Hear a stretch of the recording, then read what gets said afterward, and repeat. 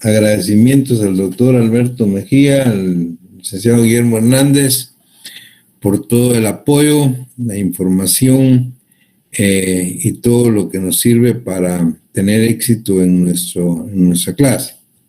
Así es que vamos, estimadas compañeras, estimados compañeros, a continuar con el desarrollo del curso de Derecho Penal 2 en atención a la agenda que teníamos desde la sesión pasada. Estamos tratando lo relativo a los homicidios. En la vez anterior, pues, y esto para hacer una suprema síntesis, les decía que los tratadistas alemanes entienden que cuando en cada grupo de delitos o en cada figura, en cada familia de delitos, habría que establecer un delito tipo, una figura central, el delictipus penale, le llaman ellos, a una figura genérica del cual se generan todas las demás figuras de ese mismo grupo de delitos, de esa misma familia de delitos. En el caso de los homicidios, nosotros tenemos como figura tipo, como figura central, como delictipus penale, el homicidio simple. Y les decía que de ahí se generan todos los demás homicidios. De tal manera que podríamos decir que del homicidio, y les comentaba en la sesión pasada, con perdón les dije, de los economistas por la terminología que voy a usar, por la jerga, pero el homicidio simple podríamos decir que es el punto de equilibrio entre los demás tipos de homicidio. Del homicidio simple para arriba están los homicidios más graves, que son el parricidio, el asesinato, las ejecuciones extrajudiciales.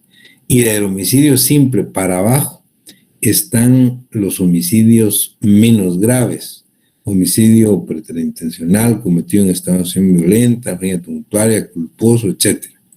De tal manera que el homicidio simple pues es el delito tipo. Eso fue lo que explicamos la vez anterior. Y también dijimos que era importante que tuviéramos en cuenta todos los elementos del homicidio simple, porque regularmente, con algunas variantes, pero se van a replicar en los demás homicidios.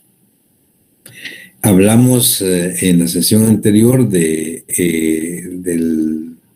bien jurídico tutelado. En los homicidios dijimos que el bien jurídico tutelado es la vida de las personas. Hablamos del sujeto pasivo. El sujeto pasivo en los homicidios es una persona o varias personas, se refiere a las personas humanas. Les decía que hay personas jurídicas, sociales o colectivas, como las entidades, como las empresas. Incluso algunas veces en la doctrina hemos leído que dicen se aplica la pena de muerte a una persona jurídica, social o colectiva, con la disolución de la entidad, de la empresa, etc. Pero eso es otra cosa. Aquí no estamos hablando de eso. Aquí estamos hablando de los delitos contra la vida, y de los delitos contra la vida son los homicidios. Y el sujeto pasivo del homicidio es una persona o una o varias personas humanas. Dijimos también que en nuestro país la vida se protege desde la concepción hasta la muerte. Hay una protección legal desde el punto de vista penal, desde el punto de vista constitucional. Es decir, desde la concepción debe entenderse desde que se da la fusión entre el óvulo femenino y el esperma masculino. Desde ese momento ya hay protección a la expectativa de vida, a esa vida que se está creando hasta la muerte. Dijimos también que el momento consumativo de los homicidios es la muerte del sujeto pasivo, y debe entenderse de la muerte del sujeto pasivo cuando efectivamente ya no hay ningún signo vital en el sujeto pasivo. Hablamos de que en nuestro país, en nuestra legislación, mejor dicho, en Guatemala, no se acepta ningún tipo de eutanasia, ni la activa ni la pasiva. De tal manera que si alguien, por razones de piedad, produce la muerte dulce en algún enfermo terminal, en una persona, ya sea separándolo de los aparatos, que sería una eutanasia pasiva, o una eutanasia activa, inyectando algo para que la persona deje de existir, eso pues obviamente está penado. Esto es constitutivo de homicidio. Hablamos del sujeto activo, y el sujeto activo puede ser también cualquier persona. Solo hay que tener cuidado en la relación que hay entre el sujeto activo y el pasivo. No es lo mismo que Juan mate a Pedro, que no es nada de él, eso sería un homicidio o un asesinato, que si Juan mata a Juanito, que es su hijo. En ese caso estaríamos ante un delito de parricidio. Entonces el sujeto activo puede ser cualquier persona, cualquier persona. Dijimos también que era muy importante advertir que debe haber una relación de causalidad entre el acto del sujeto activo y el resultado producido en el pasivo. Es decir, una relación de causalidad entre la acción u omisión, porque pueden ser delitos de acción u omisión, y el resultado producido, que es la muerte del sujeto pasivo. Y esta relación de causalidad pues tiene su fundamento legal en el artículo 10 del Código Penal. Debe haber un nexo causal. También dijimos que los homicidios son delitos de resultado. Son delitos de resultado porque producen un cambio en el mundo exterior, como es la muerte del sujeto pasivo. Y siendo delitos de resultado, aceptan el grado de tentativa. Es decir, puede haber un homicidio en grado de tentativa. Y les llamaba la atención que aquí hay que tener mucho cuidado. Cuando sabemos que hay un delito de homicidio en grado de tentativa y cuando sabemos que es un delito de lesiones graves consumado. ¿Qué pasa si Juan dispara a Pedro? Pedro está gravemente herido en el intensivo del Hospital Roosevelt. ¿Qué delito van a tipificar ustedes? ¿Van a tipificar un delito de lesiones gravísimas, graves o gravísimas, lesiones consumadas graves, o van a tipificar una tentativa de asesinato o tentativa de homicidio? ¿De qué depende la diferencia? Depende del elemento subjetivo del sujeto activo. Es decir, ¿con qué fin actuó? ¿Actuó con un animus necandi o bien actuó con un animus loedendi? Si él actuó con un animus necandi, o sea, el propósito deliberado era matar al sujeto pasivo, entonces vamos a decir que es un homicidio o un asesinato en grado de tentativa. Pero si él actuó con ánimos loedendi, o sea, el propósito era lesionarlo, no matarlo, ánimos loedendi, entonces vamos a decir que es un delito de lesiones graves. Eso fue lo que estuvimos explicando en la sesión anterior y luego me quedé tratando de explicar lo relativo al medio empleado. El medio empleado en los delitos de homicidio. Regularmente en el derecho penal antiguo, en el derecho penal clásico, pues se principió a hablar del medio empleado pensando en la piedra, en el garrote que se utilizaba para matar a una persona a otra. Luego, pues, con la evolución, de la misma humanidad. Ha evolucionado siempre el derecho penal y se habló ya de medio empleado, la utilización de cierto tipo de armas, como el cuchillo, por ejemplo, armas blancas que se conocen, o armas de fuego. Pero luego después el derecho penal evoluciona aún más y se habla como parte del medio empleado a una serie de circunstancias que no precisamente son los objetos para dar muerte, sino circunstancias como la nocturnidad, como el despoblado, como la cuadrilla. Y estas son parte, se consideran como parte también del medio empleado. El derecho penal ha evolucionado mucho más y en el derecho penal moderno, hoy día se considera como parte del medio empleado circunstancias que son totalmente inmateriales, pero que son de inequívoca potencialidad letal, de inequívoca potencialidad para matar. Tal es el caso de la hipnosis o la telepatía, por ejemplo. Eso es, como les digo, ya es el derecho penal muy moderno que pudiera considerar como parte del medio empleado a este tipo de circunstancias. Les comentaba en la otra sección que hemos discutido ya incluso en congresos internacionales algunas situaciones que se dan en países como los nuestros, donde pues ustedes no me dejarán mentir, habrán oído hablar muchas veces de que se le dio muerte a fulano de tal por medio de la brujería. Entonces la discusión es, bueno, ¿qué es la brujería? La brujería podría analizarse o tomarse científicamente, técnicamente como parte del medio empleado.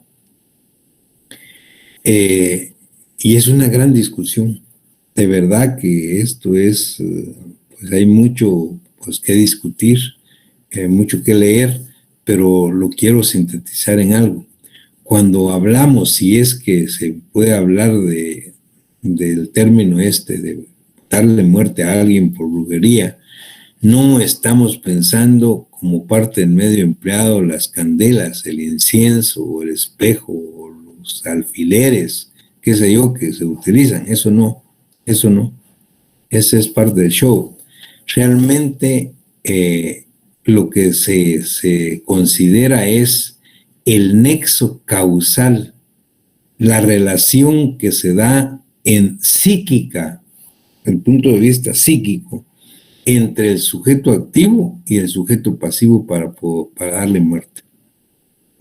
Debe haber una relación de causalidad psíquica, una relación de causalidad de tal naturaleza que efectivamente le pueda afectar al sujeto pasivo a tal extremo, de tal grado que se produzca la muerte.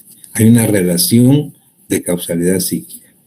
Entonces, vean, esto es ya lo que se discute como parte del medio empleado. En todo caso, creo que son algunos aspectos de los más importantes en relación al homicidio simple. ¿Cómo queda el dolo de muerte, el animus necandi en el homicidio simple? Es evidente. Hay un claro animus necandi, es decir, una clara intención del sujeto activo de darle muerte al sujeto pasivo. Muy bien, pasamos entonces rápidamente en atención al orden que tiene el Código Penal de Guatemala y el programa nuestro, a ver los homicidios privilegiados o atenuados. ¿A qué le llamamos homicidios privilegiados o atenuados? Son los homicidios menos graves que el homicidio simple y por lo tanto están castigados con una menor pena. Es decir, el artículo 124, que es el siguiente al homicidio simple, contempla el homicidio cometido en estado de emoción violenta. Y dice el artículo 124, quien matare en estado de emoción violenta se le impondrá prisión de 2 a 8 años. Vean, la prisión es menor a la del homicidio simple, que es de 15 a 40, porque es un homicidio privilegiado o atenuado. Ahora, lo que tenemos que advertir es que el código no dice mayor cosa. Quien matara en estado de emoción violenta. ¿Pero qué es estado de emoción violenta? Es donde tenemos que recurrir a los libros, tenemos que recurrir a la doctrina científica, a la jurisprudencia.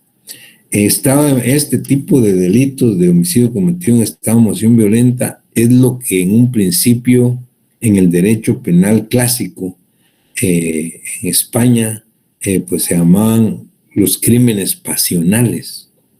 El típico homicidio cometido en estado de emoción violenta era el crimen pasional. El marido, el esposo que llegaba a su casa y encontraba a su mujer en pleno acceso carnal con otro hombre, le daba muerte a él o a ella o a ambos. Eso es un crimen pasional. Y pues esos crímenes pasionales estaban considerados pues, como un homicidio cometido en estado de emoción violenta, el típico homicidio en estado de emoción violenta. Y es más, en el derecho penal clásico, en España, se dice que este tipo de delitos estaban exentos totalmente de responsabilidad penal. Es decir, el homicidio pasional llevaba a la inimputabilidad del sujeto. Y llegó a tal grado, pues, que algunos maridos que no conseguían el divorcio, pues, legalmente, llegaban al extremo de prefabricar situaciones en las cuales pudieran encontrar a su mujer con otra persona para darle muerte. Y conseguían esto más rápido que el mismo trámite del divorcio. Estas situaciones fueron tan ciertas y tan graves, tan pues meritorias, que cambiaron la legislación penal española y dejaron de ser una eximente de responsabilidad penal. Y se empezó a considerar el homicidio cometido en estado de emoción violenta como lo considera el Código Penal de Guatemala actualmente, es decir, como un homicidio privilegiado, es decir, es un homicidio atenuado, sí, pero sí se castiga. Ahora, lo que tenemos que discutir es qué debemos entender por homicidio cometido en estado de emoción violenta. En primer lugar, en el homicidio en estado de emoción violenta, independientemente de los crímenes pasionales, como hemos hablado, debe haber una alteración psíquica de carácter temporal. Y ojo, por favor, no estoy hablando de un trastorno mental transitorio. Si hablamos de un trastorno mental transitorio en el sujeto activo, estamos hablando de un caso de inimputabilidad. Ahí no hay responsabilidad penal, de acuerdo al artículo 23. Eso lo estudiamos en Derecho Penal 1. Aquí no hablamos de un trastorno mental transitorio. Estamos hablando de una alteración psíquica de carácter temporal. Una alteración psíquica de carácter temporal que sufre el sujeto activo producto de una causa externa, no buscada de propósito por él, que hace que disminuya su dolo de muerte. Esa alteración psíquica de carácter temporal tiene la capacidad de disminuir su razonamiento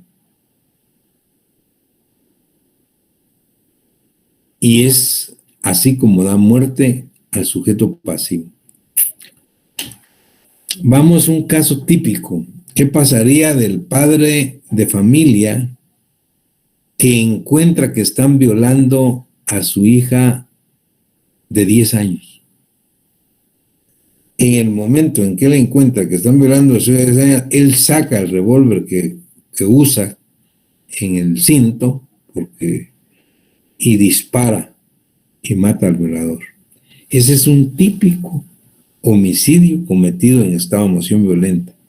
Hay una alteración psíquica, ¿eh? Una alteración psíquica temporal, no buscada por él de propósito, ¿eh? Que le produjo una disminución del dolo de muerte y disparó sobre el sujeto. La discusión en la doctrina es cuánto debe durar esta alteración psíquica. 1 minuto, 2 minutos, 5, 10 minutos, 1 hora, 1 día o 1 mes. Es decir, cuánto debe durar esa cólera, esa alteración psíquica que sufre el sujeto para ejecutar al pasivo. Entonces les ponía a los compañeros en la otra sección otro ejemplo del mismo caso. El padre de familia que llega a su casa y la esposa le dice que acaban de violar a su hija y fue fulano de tal, X persona. El padre pues se altera, se siente que se vuelve loco, principia a buscar las llaves de su armario donde él guarda una pistola, pues no encuentra las llaves y por fin las encuentra porque las carga entre la bolsa, saca el arma, se da cuenta que no está cargada, empieza a buscar los tiros, no los encuentra, por fin los encuentra, se los pone al arma y sale a la calle a buscar al sujeto. Va al bar, a la cantina que está en la esquina, porque le dicen que ahí entró y va y efectivamente el cantinero le dice, sí, aquí estuvo, pero acaba de salir hace 1 minuto. Sale a buscarlo y lo encuentra a la media cuadra y le dispara y lo mata. Pregunto a ustedes, ¿hay un homicidio cometido en estado de emoción violenta? Ahí pasaron, por decirlo, 10 minutos entre el momento en que él se enteró que habían violado a su hija al momento en que él le disparó al sujeto. Eso, hay un homicidio en estado de emoción violenta. Desde el punto de vista técnico, debemos ser muy claros. Escuchen esto, no hay homicidio en estado de emoción violenta. Ahí no hay. ¿Por qué?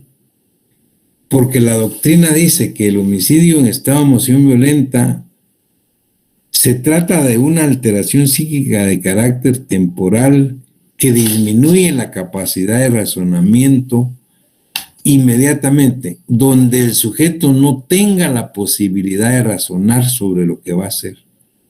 En este caso, el padre de familia, este sujeto, él se enteró que habían violado a su hija. Empezó a buscar las llaves para buscar la pistola. Encontró la pistola y empezó a buscar los tiros para cargar. ¿Qué era lo que estaba pensando? Ir a matar al otro. Lo fue a buscar, lo encontró y le dio muerte. Entonces se perdió el estado de emoción violenta. Porque a pesar de circunstancias tan graves y lamentables como esa, nadie puede hacer justicia por propia mano. Nadie puede cobrar justicia por propia mano. Entonces, en este caso, no hay homicidio en estado de emoción violenta porque él tuvo la posibilidad de razonar sobre lo que iba a hacer y lo fue a hacer. Muy bien. Entendido entonces el homicidio en estado de emoción violenta, tal y como lo he explicado, la pregunta sería, ¿cómo queda el dolo de muerte en el homicidio cometido en estado de emoción violenta? El dolo de muerte está disminuido por esa alteración psíquica no buscada de propósito por el sujeto activo para darle muerte al sujeto pasivo. Está disminuido. Y vean, la pena es de 2 a 8 años. O sea, es un homicidio privilegiado en relación al homicidio simple que tiene de 15 a 40 años. Muy bien. Dejémoslo ahí, hay mucho más que decir, pero no tenemos mucho tiempo.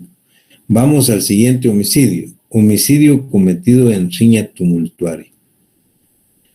El artículo 125 dice que cuando riñendo varios y acometiéndose entre sí confusa y tumultuariamente, hubiera resultado la muerte de una o más personas y no constare su autor, pero si los que hubieran causado lesiones graves, se impondrá a estos prisión de 6 a 12 años. No constando quién o quiénes causaron las lesiones, se impondrá a todos los partícipes prisión de 2 a 6 años. ¿Qué es el homicidio cometido en riña tumultuaria? En primer lugar, no se trata de una riña entre dos personas. Que les quede bien claro. No estamos hablando de una pelea, de una riña entre dos personas. Esto es una riña o una pelea entre más de dos personas, es decir, de 3 en adelante. De 3 en adelante. Si son 2 personas, no hay ese delito. Es de 3 en adelante, dice que se acometen entre sí. Se acometen entre sí confusa y tumultuariamente. En la doctrina dice que en el homicidio cometido en riña tumultuaria, los sujetos que participan en la riña, que son de 3 en adelante, actúan como sujetos activos y pasivos a la vez. Activos cuando atacan y pasivos cuando reciben, cuando se defienden. Aquí lo importante para que se dé el homicidio en riña tumultuaria es que no se pueda identificar quién o quiénes causaron la muerte del sujeto pasivo o de los sujetos, si fueron varios. En el momento en que se identifique quién fue el que causó la muerte del sujeto pasivo, desaparece la riña tumultuaria. O sea, solo podemos hablar de riña tumultuaria en la medida en que no tengamos la posibilidad de identificar quién fue el que causó la muerte del sujeto pasivo o quiénes fueron.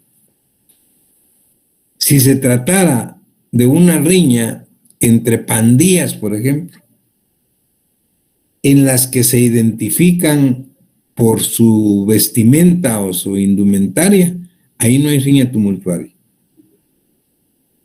Si se tratara de una riña entre rojos y cremas en la gramía del estadio Mateo Flores, por ejemplo, y el fallecido es un rojo, no hay riña tumultuaria. Hay coautoría, responsabilidad penal de los cremas, porque estaban identificados por el color. Es decir, aquí la situación es que no se pueda identificar quiénes causaron la muerte. Vean ustedes esos relajos, esos disturbios que se dan no en la gramía, sino en los graderías de los estadios. Ahí no se sabe, ahí van todos contra todos, porque la mejor forma de defenderse es atacando.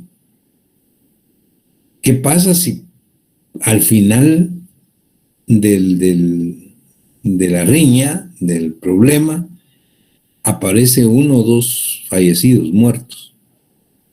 Bueno, ¿quién les dio muerte? Incluso con la necropsia se puede establecer las lesiones que produjeron la muerte del sujeto activo, pero ni siquiera muchas veces qué lesión fue la que produjo la muerte. Puede ser que el cadáver tenga un grave golpe en la base del cráneo y otro en el hígado. ¿Cuál fue primero? ¿Cuál fue el que le causó la muerte? No se sabe. Menos quién de los que participaron en la pelea, en la riña. Es exactamente cuando no se pueda identificar quién o quiénes participaron cuando se habla de riña tumultuaria. Y en ese caso se impone la pena a todos por igual. En la medida en que se identifique quién fue el que causó la muerte, desaparece la riña tumultuaria, desaparece. Entonces, él es el responsable del homicidio, ya no hay riña tumultuaria. Muy bien, la pregunta es, en el delito de homicidio en riña tumultuaria, ¿cómo queda el dolo de muerte? En el homicidio simple, el dolo de muerte es evidente, propósito deliberado de matar. En el homicidio cometido en estado de emoción violenta, el dolo de muerte está disminuido por la alteración psíquica que sufre el sujeto activo. ¿Cómo queda el dolo de muerte en el homicidio en riña tumultuaria? Ahí queda desubicado.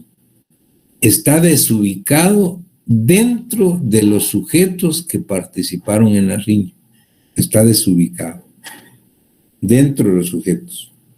Todos los sujetos que participaron obviamente obraron con un dolo indirecto.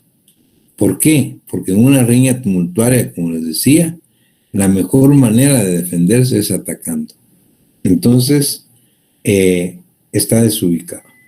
Muy bien, pasamos inmediatamente al otro tipo de homicidio privilegiado. De acuerdo al código, siguiendo ese orden, que es el orden del programa, es el homicidio preterintencional. Y dice el artículo 126, quien cometiere homicidio preterintencional será sancionado con prisión de 2 a 10 años.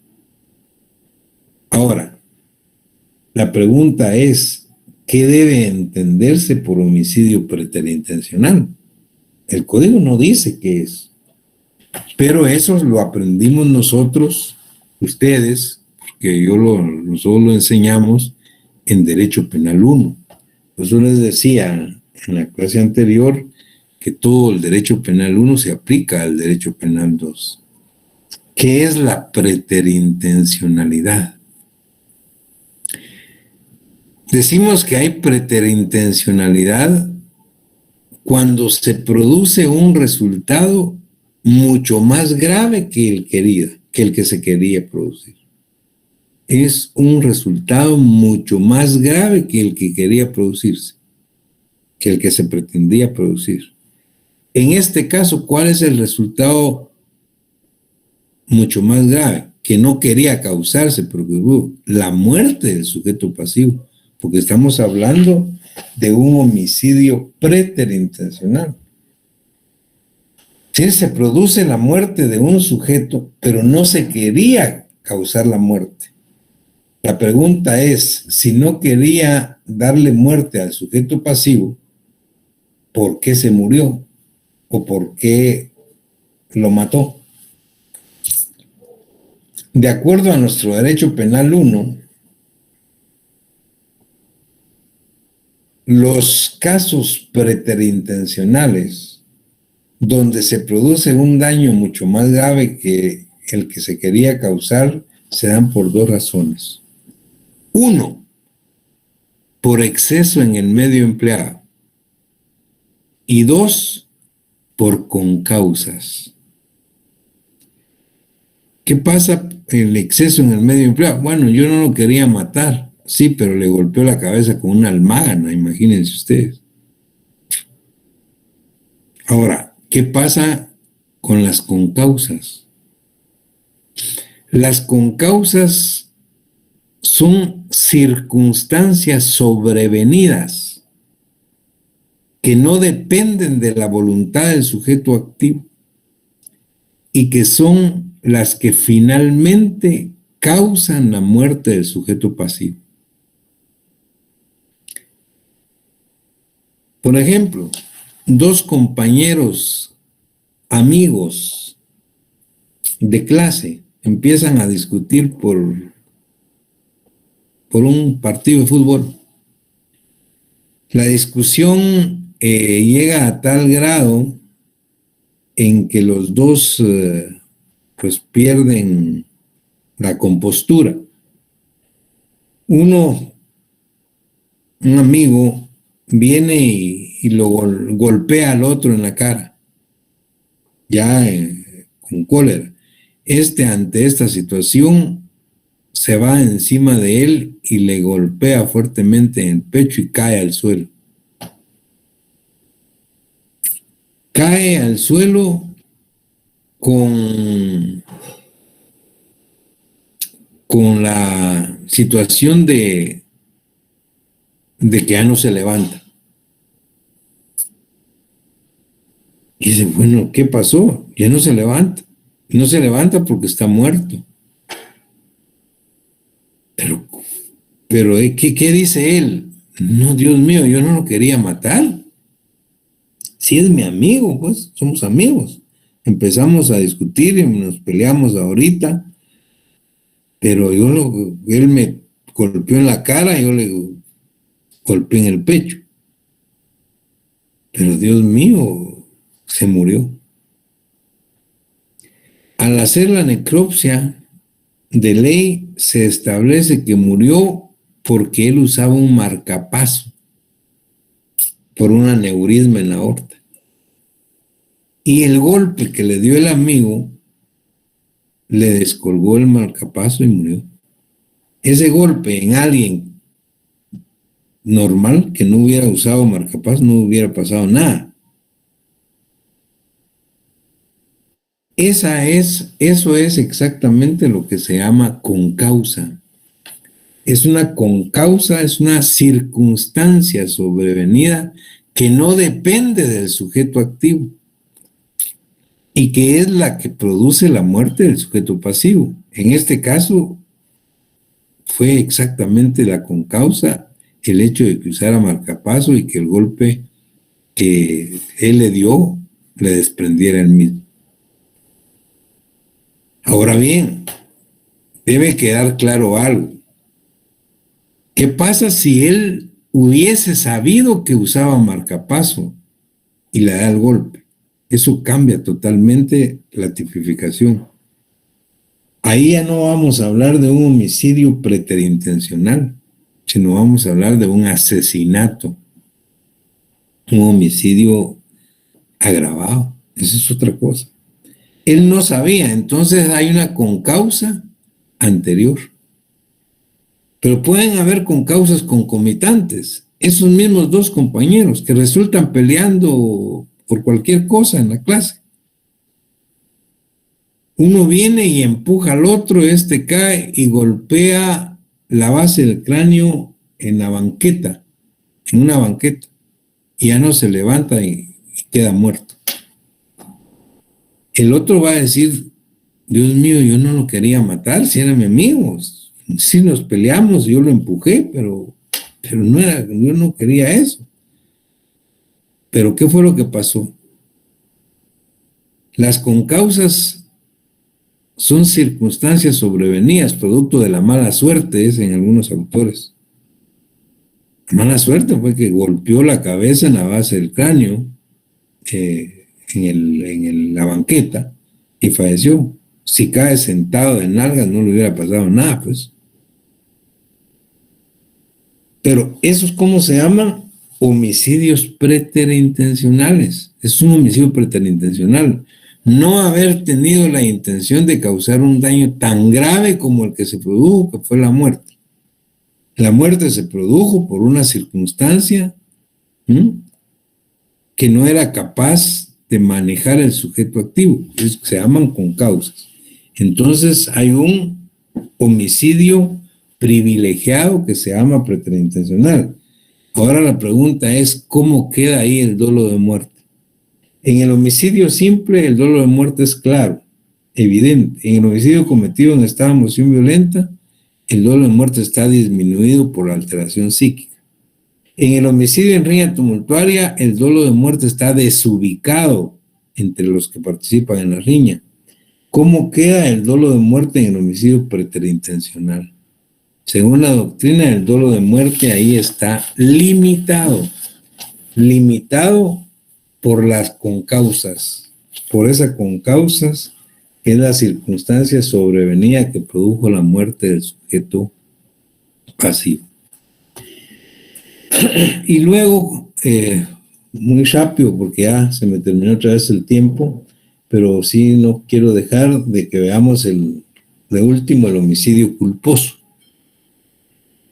El homicidio culposo es un homicidio atenuado, donde el único homicidio atenuado donde el dolo de muerte está excluido.